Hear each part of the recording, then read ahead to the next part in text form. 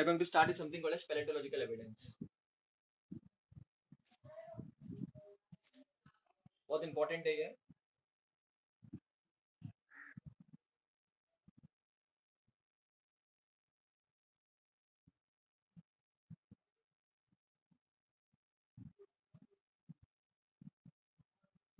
Paleontological evidence. बच्चों paleontological evidence मतलब होता क्या? Let us try to understand first of all. तो पहली बात तो it should pop in your mind कि what is paleontology and why do we require it? और ये करता क्या है सब कुछ? ये अपन कर क्या रहे हैं? ये एविडेंस क्यों इतना इंपॉर्टेंट है? तो बच्चों हुआ ये था, समझने की ट्राई करना अच्छी तरह से.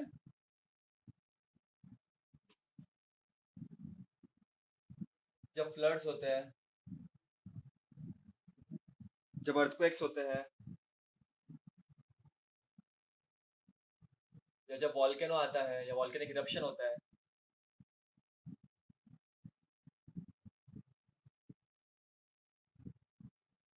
तो ये सब कारणों की वजह से organisms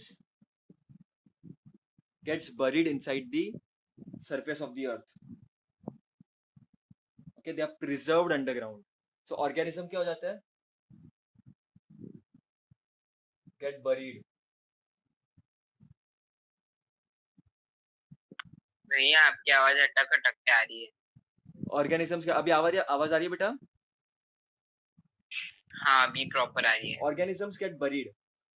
अब buried organisms कैसे अपने को हेल्प करेंगे? तो बच्चों इमेजिन करो, समझो फ्लड आ गया या कुछ अर्थक्वेक आ गया है ना, अपन सबकी बॉडी एकदम सॉइल में घुल मिल गई और बरीड हो गई. 6000 साल बाद किसी ने देखा कि भाई इसके तो बोन्स अब तक है, इधर सब कुछ है, मतलब ये पहले शायद था. तो बच्चों अपन ने अनगिनत बहुत सारे फॉसिल्स इसी तरीके से डिस्कवर किया. आप पूछोगे फॉसिल्स क्या होता है बेसिकली? तो जो भी ये अंडरग्राउंड प्रिजर्व होता है organisms, obviously because of natural reasons, sometimes other reasons also, तो उसको हम कलेक्टिवली बोलते हैं फॉसिल्स. और तुमको एग्जाम में क्या लिखना है? Remnants and impressions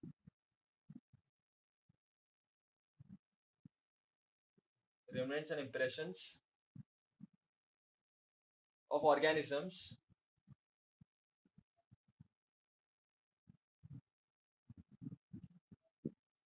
which remain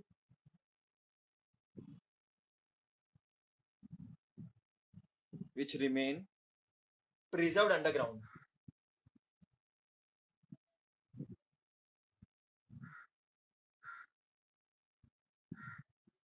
Are fossils. Remnants, impression मतलब उनका एक्चुअल में वो थे, पूरे तो होंगे नहीं, तो जो भी कुछ का पार्ट बचा होगा, remnants मतलब बचा हुआ part. Maybe it can be bone, it can be any other thing.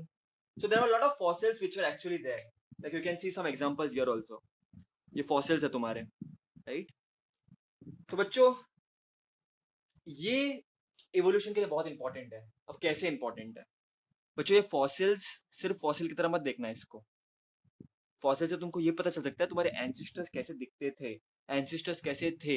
And आजकल तो डेटा टेक्नोलॉजी जिससे अपने को बहुत अच्छे से मालूम पड़ सकता है कि कौन कैसा था, किस तरह से था. तो ये बहुत ही इंपॉर्टेंट टूल हो चुकी है बच्चों आजकल तो फॉसिल्स की study which are buried underground. अब किसी भी फॉसिल की जो एज है, फॉर एग्जांपल जो भी फॉसिल डिस्कवर हुआ, तो उसकी एज हम निकाल सकते हैं by a technique known as carbon dating. The age of the fossils can be removed with the help of carbon dating. बहुत इंटरेस्टिंग टॉपिक है बच्चों, ये चैप्टर का सबसे बेस्ट टॉपिक यही है.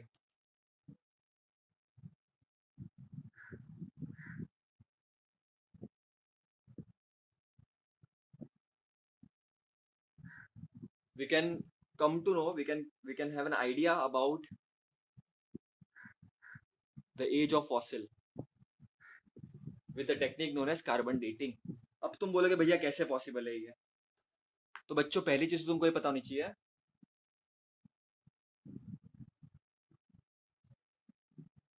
there are 3 isotopes of carbon.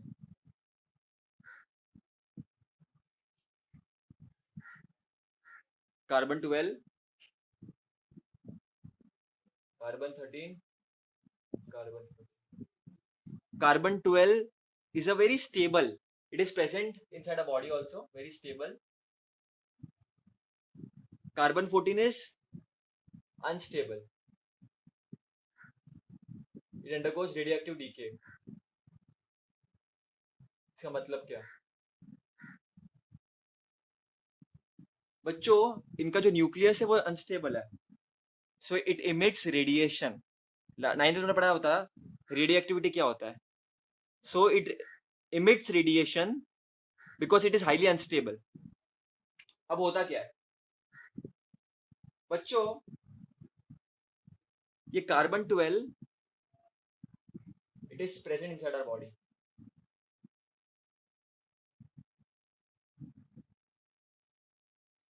इन्हें carbon 14 बच्चों एटमॉस्फेयर में रिएक्शंस होते हैं, उससे कार्बन 14 अपने को मिलता है. ठीक है,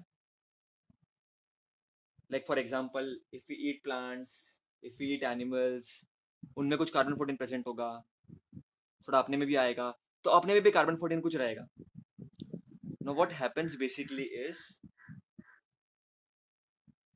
देखो सिंपल चीज है, समझो सुनामी आ गया कल जाकर के और वहां पर एक बोन डिस्कवर हो गया. अब तुमको पता करना है ये बोन की एज कितनी है, कितनी पुरानी है बोन. तो उस बोन में कार्बन 12 हो गए नेचुरली, कार्बन तो हो गए कार्बन 12, लेकिन साथ ही साथ बच्चों इस बोन में कार्बन 14 भी होता है जीते जी. लेकिन वंस ऑर्गेनिज्म डाइज,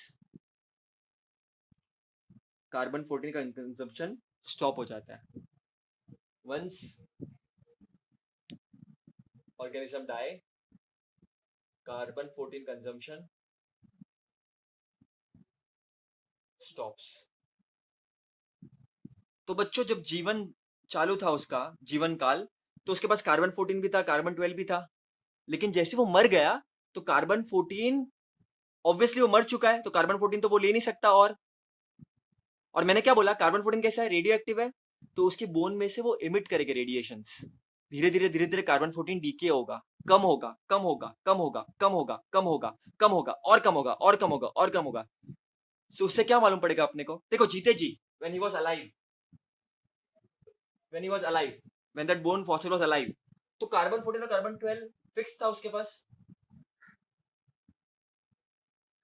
जब वो जिंदा था तब कार्बन 14 और कार्बन 12 उसके पास फिक्स था. कार्बन 12 तो उसके बॉडी में था, कार्बन 14 उसको मिल रहा था. लेकिन जैसे वो मर गया, कार्बन 14 लेना बंद हो गया, तो धीरे धीरे कम हो जाएगा बच्चों. धीरे धीरे कार्बन 14 कम हो जाएगा. कार्बन 14 लेना बंद कर दिया, बराबर के नहीं, तो धीरे धीरे क्या हो जाएगा, कार्बन 14 कम होते जाएगा. तो होगा क्या बेसिकली, ये जो रेशियो है, रेशियो इस कार्बन 14 और कार्बन 12 का चेंज होते जाएगा. बच्चों तुमको समझ रहे हैं मैं क्या बोल रहा हूं, क्योंकि मरने के बाद तुम कार्बन 14 नहीं लोगे. कार्बन 12 तो तुम्हारी बॉडी में नेचुरली प्रेजेंट है, लेकिन कार्बन 14 तुम नहीं लोगे. तो क्या होगा बच्चों, इसका रेशियो जो है, इसकी वैल्यू जो है वो चेंज होगी. एंड इसका जब वैल्यू तुम पुट करोगे तो तुमको टाइम मालूम पड़ जाएगा कि वो फॉसिल कितना पुराना था. कितने लोगों को बात समझ रही है ये?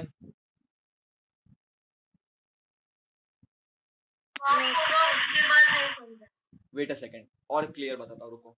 तो एक बोन है, उसमें कार्बन 12 है, कार्बन 14 है. तब तुम जी रहे हो तो कार्बन 12 तो तुम्हारी बॉडी में नेचुरली प्रेजेंट है, कोई टेंशन वाली बात नहीं है. कार्बन 14 तुम एटमॉस्फेयर से लेते हो.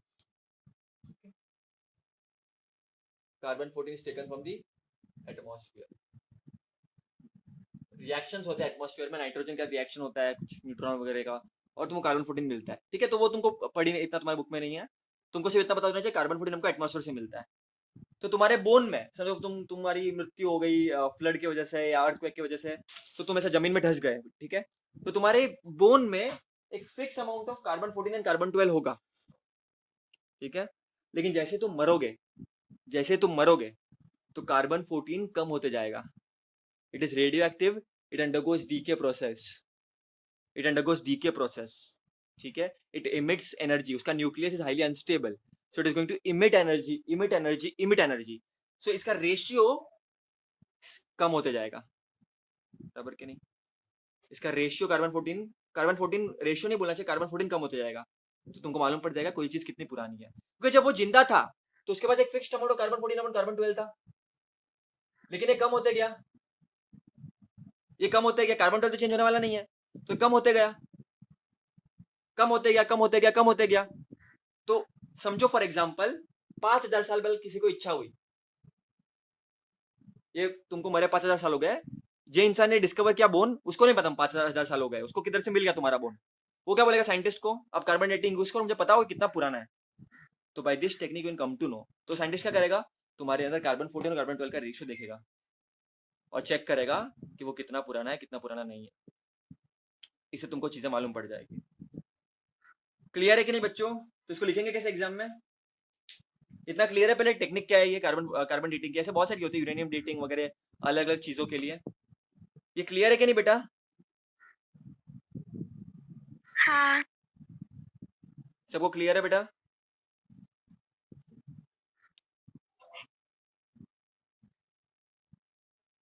क्लियर है बेटा सब लोगों को? भैया C14 रेडियो एक्टिव क्यों है? हाँ, good question. C14 radio active क्यों है?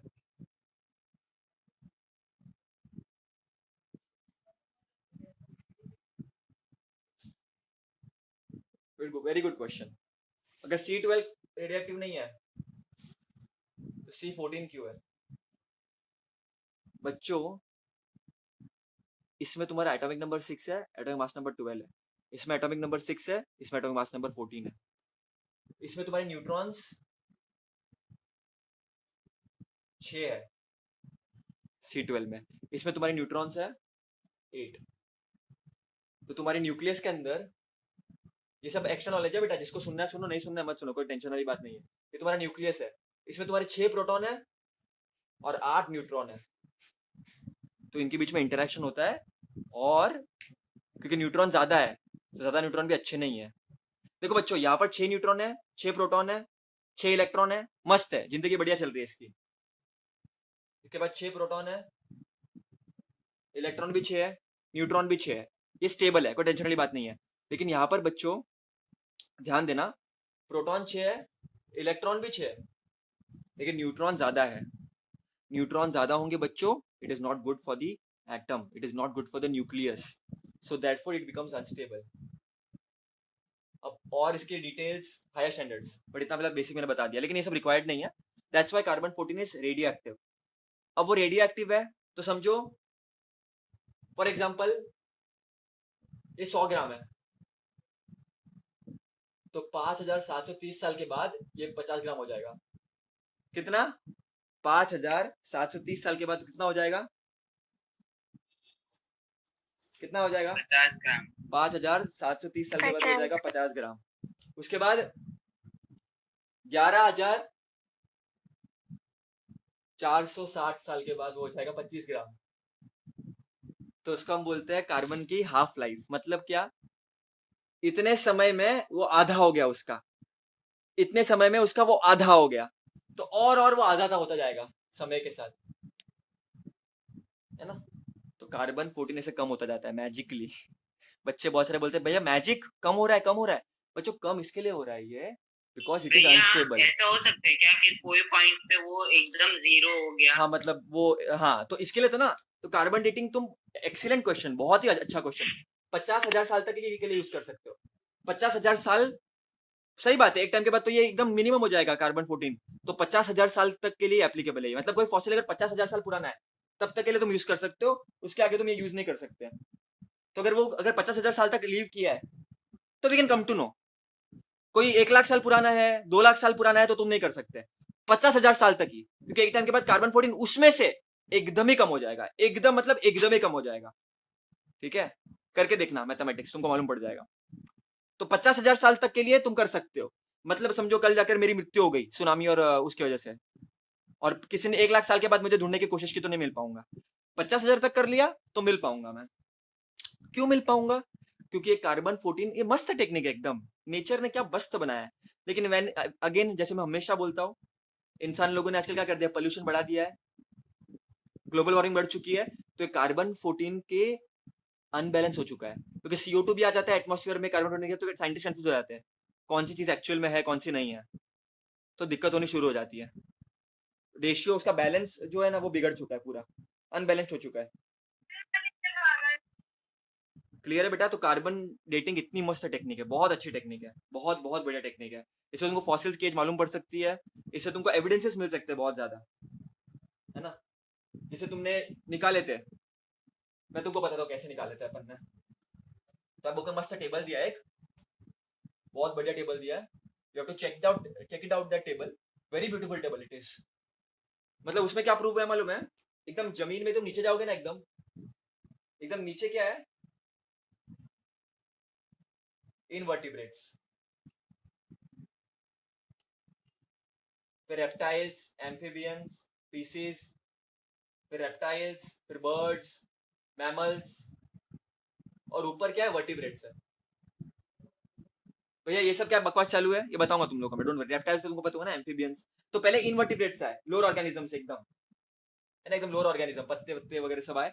फिर धीरे धीरे ऊपर ऐसा एटमॉस्फेयर में एकदम रेप्टाइल्स, एम्फीबियंस एंड स्पीसीज आए, मतलब बर्ड्स की कैटेगरी, एम्फीबियन की कैटेगरी आई। फिर उससे इवॉल्व होकर रेप्टाइल्स बने थोड़े थोड़े, उससे इवॉल्व होकर क्या बना, फिर मैमल्स बना, जो अपन है।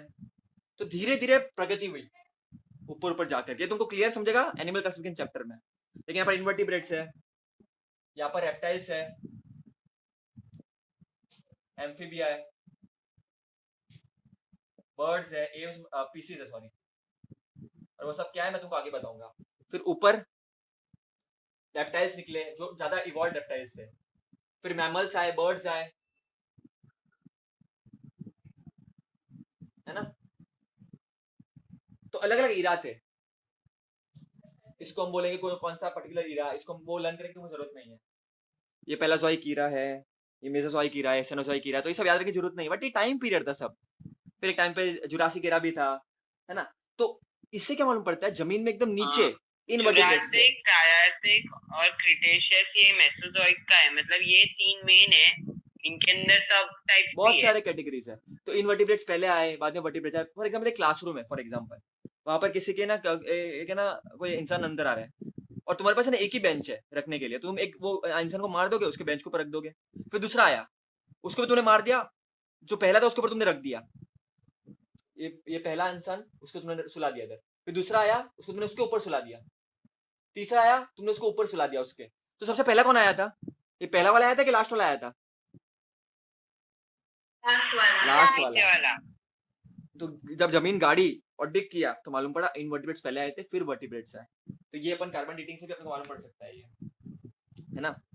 तो इससे अपने दो फायदे, कार्बन डेटिंग से अपने बहुत सारे फायदे, लेकिन मेन दो फायदे तुम्हारे, तुमको इवोल्यूशन के बारे में बहुत नॉलेज मिल सकता है, और तुमको बच्चों दो मेन चीज कार्बन डेटिंग की बहुत इंपॉर्टेंट है, is used in very two important चीज, पैलेंटोलॉजी, मतलब study of fossils, and anthropology. भैया एंथ्रोपोलॉजी मतलब क्या, ह्यूमन सोसाइटी, उसका बिहेवियर। अपन ने जब डिग किया तो अपने को अलग अलग गेम्स भी मिले, अलग अलग लोग भी मिले, अलग अलग पांच कल्चर भी मिले, डिफरेंट है। है ना। तो पैलेंटोलॉजी एंड एंथ्रोपोलॉजी, है ना, पैलेंटोलॉजी फॉसिल्स वगैरह, फिर एंथ्रोपोलॉजी मतलब स्टडी ऑफ ह्यूमन सोसाइटी, उसके बिहेवियर वगैरह, तो वो सब चीजें मालूम पड़ेगी। अच्छा, ये इतना ब्यूटीफुल टेक्निक डिस्कवर किसने किया था, ऐसा कौन सा आदमी था? तो it was discover by Willard Libby. उसको नोबेल प्राइज मिला था 1960 में इसके लिए, और फिर जर्नल में पब्लिश होता, रेडियो कार्बन जर्नल में। तुम देख सकते हो विलार्ड भाई को, ध्यान से देखो इस चेहरों को, इतना इतना स्मार्ट बंदा, एज ऑफ फॉसिल्स निकाल दिया इंसान ने, है ना। देखो एरा अलग अलग, इनवर्टिब्रेट्स, एव्स, धीरे धीरे धीरे धीरे एवोल्यूशन हुआ। तो carbon dating is a very beautiful technique. I hope तुम लोग को समझा बच्चों। अब लिखोगे कैसे एग्जाम में, अगर तुमको क्वेश्चन आया कार्बन डेटिंग का, तुम लिखोगे कैसे? व्हाट इज द तरीका ऑफ लिखने का? सिंपल है,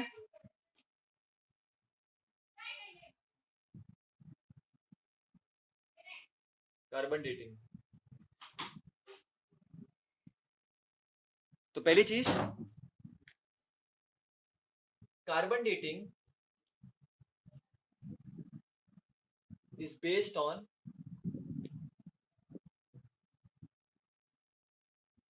the radioactive decay, C12 and C14 रुक जा, radioactive decay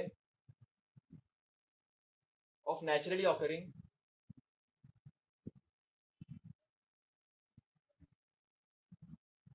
occurring carbon 14।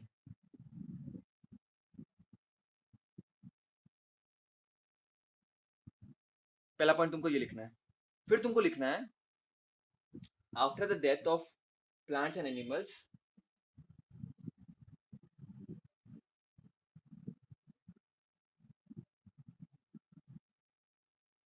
after the death of plants and animals, what is going to happen? decompose Carbon consumption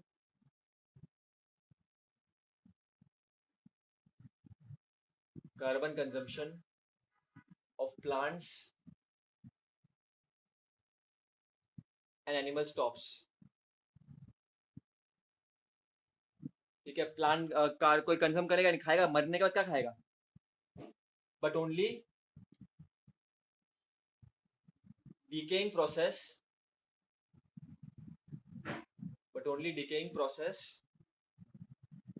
of C14 occurs continuously।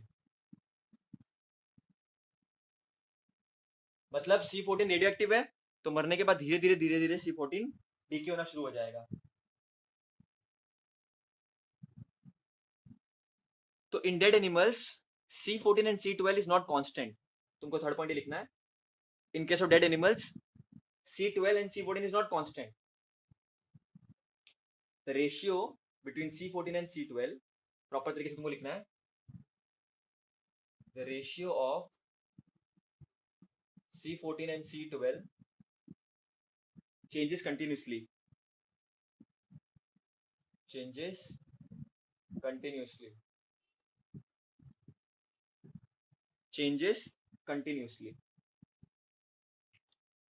And by that we can calculate by measuring the radioactivity of C14 and C12, मतलब C14 and C12 का ratio निकालोगे तो you can actually find out time। So मैं लिख देता हूँ, ये इतने ये पॉइंट्स लिखना, क्या क्या लिखना है? ये फर्स्ट पॉइंट किस पे बेस्ड है? ये डेथ के बाद C14 का मतलब C12 C14 तुम खाना बंद कर देते हो, लेकिन C14 डीके होना शुरू हो जाता है क्योंकि रेडियो एक्टिव है ना। उसके बाद उसका रेशियो चेंज होता रहता है, मैंने तुमको बताया था C14 और C12 का रेशियो चेंज होता रहता है, बराबर कि नहीं? उसके बाद क्या लिखोगे?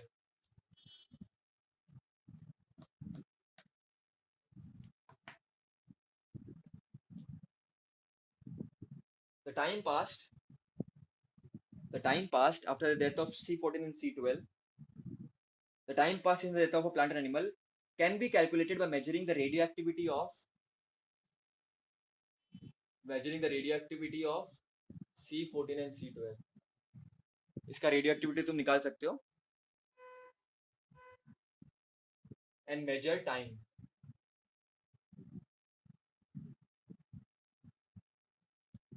और कौन सा टाइम मिलेगा अपने को यहाँ पर? कौन सा टाइम मिलेगा अपने को यहाँ पर? जब उनकी डेथ हुई थी। And this can be used to find out two things, palaeontology and anthropology, and the age of human fossils and manuscripts can be found out। And all this proves that invertebrates came before vertebrates। It was discovered by Willard Libby। तो ये तुम पूरे अपने own words में लिख सकते हो, कोई टेंशन वाली बात नहीं है। क्लियर है बेटा इधर तक?